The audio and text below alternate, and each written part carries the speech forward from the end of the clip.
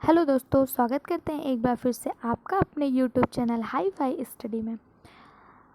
अगर आपको हमारा वीडियो पसंद आए तो चैनल को लाइक, शेयर और सब्सक्राइब करिएगा। बेल आइकन पर क्लिक करिएगा जिससे सारे अपडेट्स आपको मिलते रहें। एनसीईआरटी के क्रम में आज हम लेसन 3 बायोलॉजी का पढ़ेंगे, क्लास 6 का, जिसमें 2 चैप्टर भोजन के संग्रह और भोजन के घटक हम पढ़ चुके हैं। उससे संबंधित महत्वपूर्ण प्रश्नों को हमने जाना है, समझा है। यह बहुत ही इम्पॉर्टेंट टॉपिक है। तंतु से वस्त्र तक बहुत ही इंपॉर्टेंट चैप्टर है। इससे बहुत सारे क्वेश्चन पूछे जाते हैं। जैसा कि आप सभी जानते हैं, क्लास 6 की एनसीईआरटी में क्लास 6 के बच्चों को क्या पढ़ाया जाएगा, उनके लेवल का ही पढ़ाया जाएगा। तो एक नज़र हम इस पर डालते हैं। पहला टॉपिक जो था क्लास 6 के बुक में वह था तंतु। तो तंतु क्या है? तंतु एक प्रकार के रेशे होते हैं जिससे धागे या तागे बनाए जाते हैं। ये 2 प्रकार के होते हैं। धागे वही जिससे हम कपड़े सिलते हैं, वह तंतु होता है, उसे हम तंतु कहते हैं। एक प्राकृतिक तंतु और एक संश्लेषित तंतु। तंतु 2 प्रकार के होते हैं। जो तंतु पादप या जंतुओं से प्राप्त किए जाते हैं उन्हें प्राकृतिक तंतु कहते हैं, जैसे कपास, रुई, जूट, रेशम तथा ऊन। ये सभी प्राकृतिक तंतु होते हैं। जंतुओं से प्राप्त तंतु रेशम तथा ऊन होते हैं तथा पादपों से जो प्राप्त होते हैं वो रुई, कपास, जूट, पटसन आदि होते हैं। अगर आपसे पूछ लिया जाता है कि जंतुओं से प्राप्त किसी 2 तंतु के नाम बताइए तो रेशम और ऊन, और अगर पादपों से पूछ लिया तो रुई और कपास, जूट, पटसन आदि। अब संश्लेषित तंतु क्या होते हैं? रासायनिक पदार्थों से बनाए गए तंतुओं को संश्लेषित तंतु कहते हैं। वे तंतु जो मानव निर्मित होते हैं, जो मनुष्यों द्वारा बनाए जाते हैं कई पदार्थों को आपस में मिलाकर, वो संश्लेषित तंतु कहलाते हैं। जैसे पॉलिस्टर, नायलॉन, एक्रिलिन, रेयान आदि, ये सब संश्लेषित तंतु हैं। इन्हें केमिकल द्वारा तैयार किया गया है, मशीनों से बनाया गया। परंतु जो आपने ऊपर पढ़ा प्राकृतिक तंतु, ये पौधों से और जंतुओं से प्राप्त हुए हैं।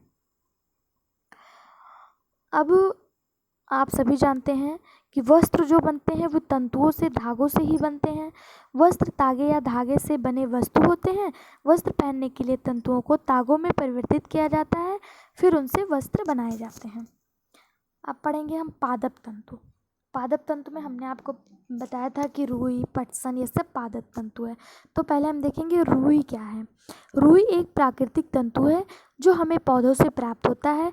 इससे तेल के लैंपों के लिए बत्तियां बनाई जाती हैं। आप इसको अपने पूजा घर में भी यूज करते हैं या बहुत से कार्य में यूज की जाती है। चोट लग जाने पर भी इससे यूज होता है। और इससे पहले मिट्टी के तेल का जो लैंप आता था, आप लोगों ने देखा होगा बहुत पहले, तो उसकी जो बत्तियां होती थी वह इसी रुई से बनाई जाती थी। यह हमें पौधे से प्राप्त होता है। कपास की प्राप्ति, कपास की रुई कपास के फल से प्राप्त की जाती है। कपास के फल परिपक्व होने के बाद कपास बालों से कपास हस्तचयन द्वारा प्राप्त कर लिया जाता है। कपास ओटना क्या होता है? तो कपास के रुई से कपास के बीजों का ककंतन द्वारा पृथक किया जाता है। इस प्रक्रिया को कपास ओटना कहते हैं। जब कपास के रुई से कपास के बीज, कपास कोई भी पौधा होगा तो उसमें बीज तो होगा ही, उसके बीज को, रुई को जब अलग कर लिया जाता है तो उसी को कपास ओटना कहते हैं।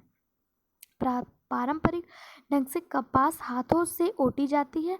आजकल कपास ओटने के लिए मशीनें भी उपयोग किया जा रहा है। आजकल हाईटेक ज़माना आ गया है, विज्ञान बहुत आगे पहुंच गया है, तो उसके लिए मशीनों का भी यूज किया जा रहा है। पहले के लोग हाथों से ही कपास को ओटते थे। दूसरा है जूट। जूट जिसे हम पटसन कहते हैं। पटसन क्या होता है? यह भी तंतु है, यह भी पौधे से प्राप्त किया जाता है। आपने अपने घरों में, गाँव में देखा होगा कि पटसन के पेड़ को लोग काट के लाते हैं, उसे सुखाते हैं, फिर उसको नदी में तो नहीं, तालाब में रुके हुए जल में डाल देते हैं। कुछ दिन बाद वह पटसन रेशों को छोड़ देता है। उससे हम पटसन का तंतु बनाते हैं। पटसन तंतु को पटसन के तंतु से प्राप्त किया जाता है। इसकी खेती वर्षा ऋतु में की जाती है। इसे भारत में प्रमुख रूप से पश्चिम बंगाल, बिहार तथा असम में उगाया जाता है। इसे पुष्पन अवस्था में काटते हैं। फसल कटाई के पश्चात इसके तनों को कुछ दिन तक जल में डुबोकर रखते हैं, जिससे इसके तने गल जाते हैं और तंतुओं को तने से आसानी से अलग कर लिया जाता है। वस्त्र बनाने के लिए तंतुओं को धागों में परिवर्तित किया जाता है, फिर उनके वस्त्र बनाए जाते हैं। इसकी कताई कैसे होती है? तो रेशों से तागा बनाने की प्रक्रिया को कताई कहते हैं। कताई क्या होती है? जब वही रेशे जो हमें जल में भिगाने के बाद प्राप्त होते हैं उनसे जब हम धागों का निर्माण करते हैं तो उसे कताई कहा जाता है। कताई की प्रक्रिया होती कैसी है? इस प्रक्रिया में रुई के एक पुंज यानी गुच्छे से रेशे को खींचकर ऐंठते हैं। ऐसा करने से रेशे आसपास आ जाते हैं और धागा बन जाता है। तकली क्या है? तकली कताई के लिए एक सरल युक्त हस्त तकुआ का उपयोग किया जाता है जिसे तकली कहा जाता है। तकली एक चरखीनुमा संरचना होती है जो हाथों से चलाई जाती है। जब हम पटसन की कताई करते हैं तो उसका यूज करते हैं। हाथ से चलाई जाने वाली एक अन्य प्रचलित युक्ति जो कताई में उपयोग होती है उसे चरखा कहते हैं। बड़े पैमाने पर कताई का कार्य मशीनों की सहायता से किया जाता है। कताई के पश्चात धागों का उपयोग वस्त्र बनाने के लिए किया जाता है। धागे से वस्त्र बनाने की कई विधियां हैं, जैसे बुनाई करके वस्त्र बना सकते हैं। धागों के दो सेटों को आपस में व्यवस्थित करके वस्त्र बनाने की प्रक्रिया को ही बुनाई कहते हैं।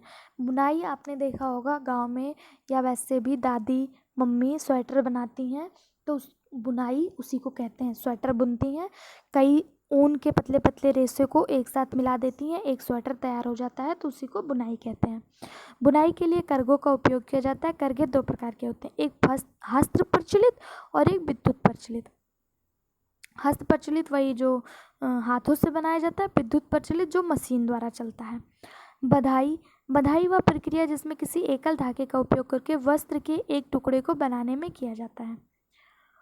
जैसे किसी चीज़ को इकट्ठा करके बांध दो, एक साथ हो जाए तो वह एक साथ दिखने लगता है तो उसे बधाई कहते हैं।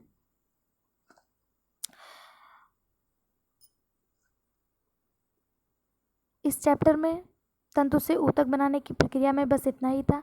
इसके सारांश में हमने यह सीखा कि तंतु हमें कहाँ से प्राप्त होता है, तंतु होता क्या है। तंतु दो प्रकार के होते हैं, एक प्राकृतिक तंतु और एक संश्लेषित तंतु। प्राकृतिक तंतु जो हमें जंतुओं और पौधों से प्राप्त होते हैं, संश्लेषित तंतु जो हमें ह्यूमन द्वारा बनाए जाते हैं, मानव मेड होते हैं, मानव निर्मित होते हैं।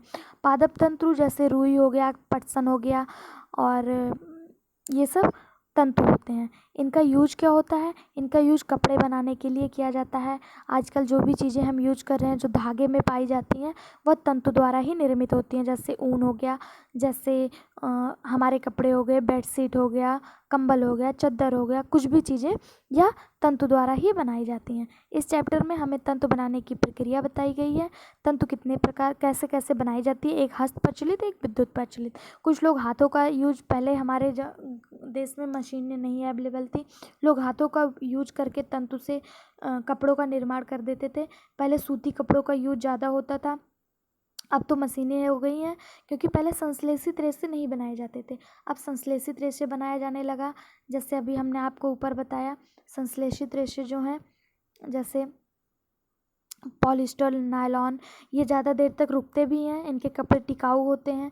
जो सूती पहले बनते थे वो कपड़े टिकाऊ नहीं होते थे।